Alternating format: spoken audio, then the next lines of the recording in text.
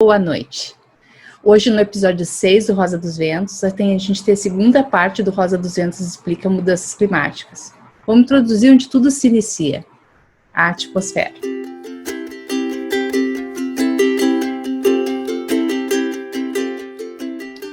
A atmosfera terrestre é o produto de 4,6 bilhões de anos de evolução. Os componentes são fundamentais para a manutenção da vida, vão proteger da radiação e partículas hostis que vêm do Sol, e que vão acabar permitindo a existência de todos os seres vivos, inclusive da água. Na verdade, a gente usa a atmosfera o tempo todo. Ela é utilizada por nós o tempo todo e a gente nem se dá conta. Ela está ali, simplesmente está ali. O mau uso pelo homem dessa capa que nos protege de tanta coisa que é vital, provoca a perda de ozônio estratosférico e a ocorrência de chuva ácida sobre os ecossistemas. Ou seja, o homem não está sabendo usar direito, né? A primeira atmosfera da Terra provavelmente se formou por liberação de gases que estavam presos dentro da Terra durante o processo, vamos dizer assim, de resfriamento da Terra, enquanto ela ainda era um material amorfo, uma bola de fogo incandescente, uma bola de lava se formando. Como ainda acontece quando os vulcões entram em erupção. Quando a gente vê um vulcão em erupção, a gente sabe que junto com a lava não sai só a lava, sai também muitos gases, inclusive enxofre, nitrogênio, saem diversos gases de dentro da Terra. Essa atmosfera primitiva era bem diferente da que a gente conhece hoje. Era cheia de gás sulfúrico, pouquíssimo nitrogênio e zero oxigênio. A segunda atmosfera que a Terra teve surgiu pelo resfriamento final da Terra. E o vapor d'água condensou, formando nuvens e chuva. Esse processo formou os proto-oceanos, ou oceanos primitivos, como a gente chama na área.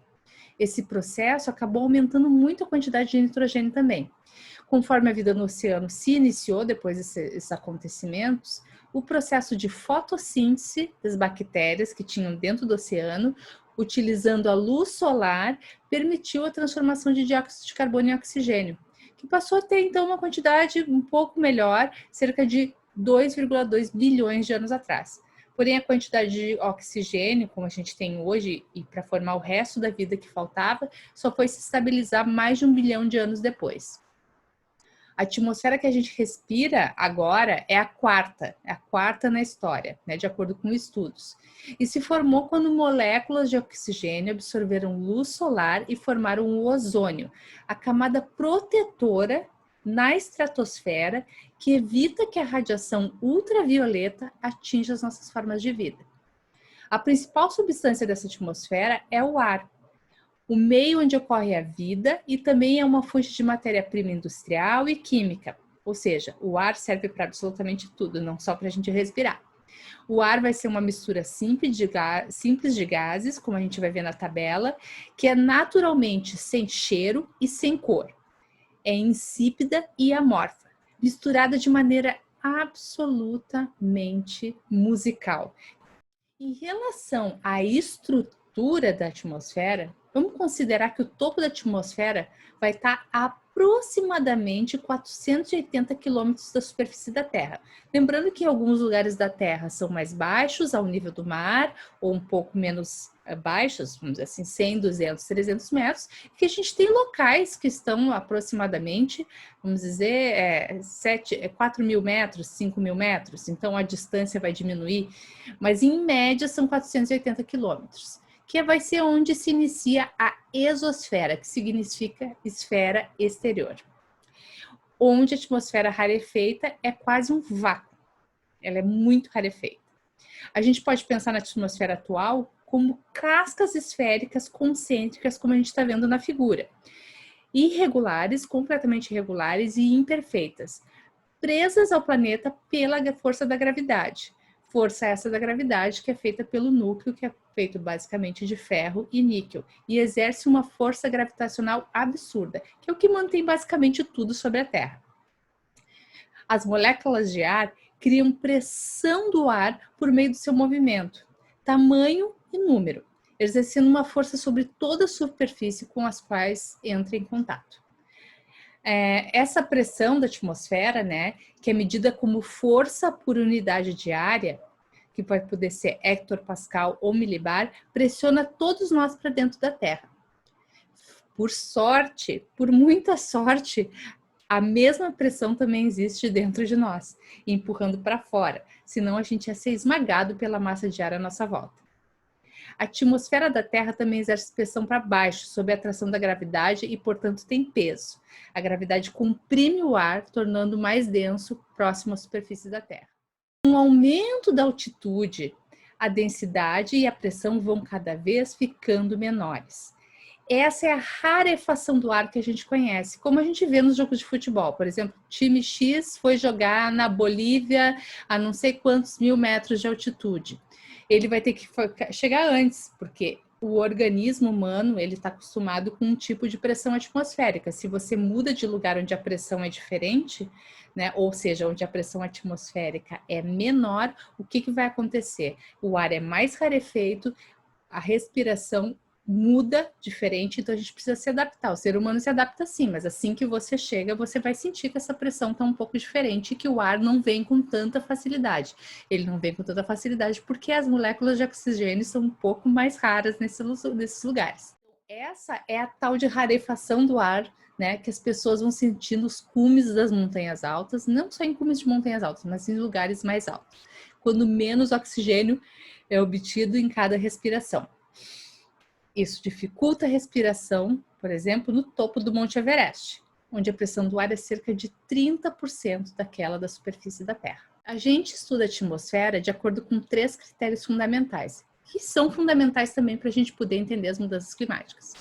Vai ser composição, vai ser temperatura e função. Todas essas 3 categorias diferentes nos fornecem informações fundamentais para a compreensão da existência da vida no planeta. A gente vai continuar entendendo a atmosfera e todos esses seus componentes a partir do próximo episódio de Rosa dos Ventos Explica.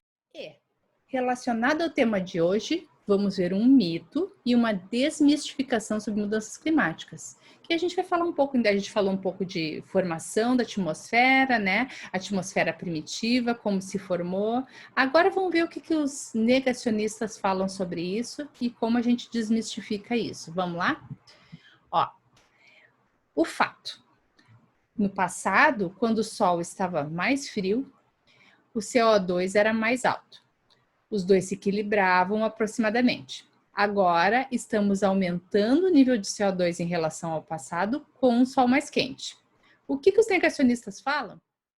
A prova mortal de que o CO2 não influencia o clima pode ser encontrada durante os períodos Ordoviciano, Siluriano e Jurássico-Cretáceo, quando os níveis de CO2 eram maiores que 4.000 ppmv, partes por milhão por volume, e cerca de 2.000 ppmv, respectivamente. Se a teoria do IPCC está correta, que deveria ter havido um aquecimento global induzido pelo efeito estufa durante esses períodos, mas, em vez disso, houve uma glaciação. Apanhar cerejas. Ignora o papel de que o Sol era mais frio no passado. A glaciação do Ordoviciano foi uma breve excursão ao frio durante uma era quente, devido a uma coincidência. Então, gente, era isso. O episódio de hoje foi curtinho, enxuto, né? Pra gente não se enjoar, não ficar de saco cheio dessas explicações todas e pra gente absorvendo o conteúdo aos poucos. No próximo programa vai ser incrível. Eu vou receber um convidado que, nossa, eu nem posso acreditar que ele vai estar comigo. E 2 convidadas muito especiais para fazer perguntas para ele. Vai ser Rosa dos Ventos Explica e eu espero vocês na terça que vem. Não me esqueçam de curtir o vídeo, compartilhar o vídeo e se inscrever no canal. Eu espero vocês na terça que vem. Beijo!